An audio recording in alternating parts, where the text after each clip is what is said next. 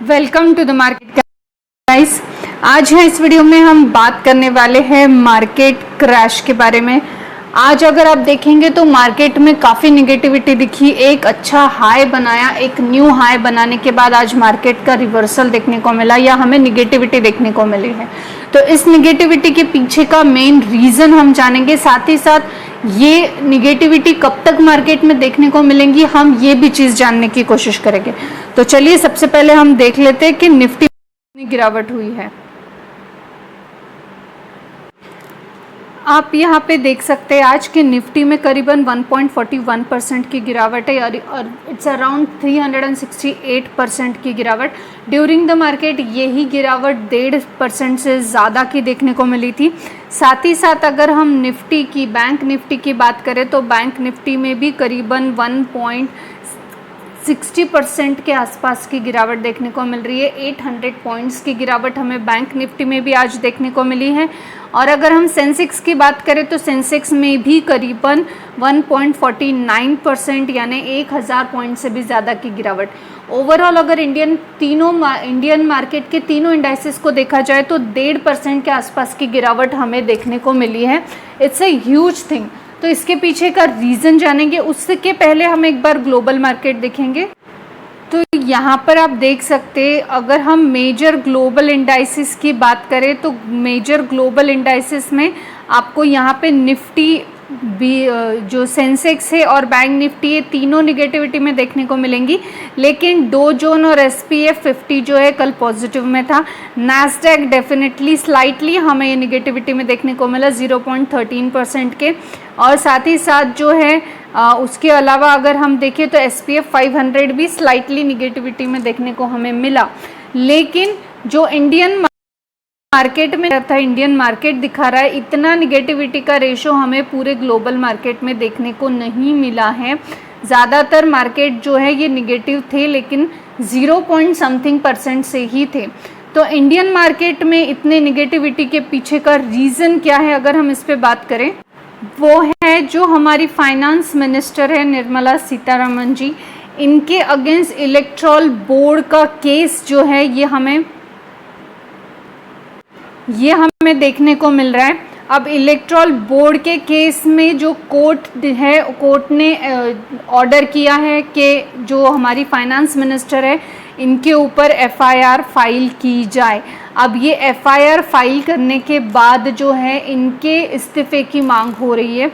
अब किसी देश का अगर कोई फाइनेंस मिनिस्टर के ऊपर इस तरह के एलिगेशंस लगे और जो अपोजिट पार्टी अब वो सब मिलकर इनके ऊपर जो है रिज़ाइन करने के लिए प्रेशर बनाए, और जहाँ तक ये भी फैक्टर आ रहा है कि अगर उनमें कुछ भी सच निकल के आता है इलेक्टोरल बोर्ड केस में, इनका कोई इन्वॉल्वमेंट दिख के आता है तो डेफिनेटली इनको भी रिज़ाइन करना पड़ेगा। और अगर देश की फाइनेंस मिनिस्टर को अगर रिज़ाइन करना पड़ता है तो डेफिनेटली ये चीज़ का असर स्टॉक मार्केट पे देखने को मिलने ही वाला था।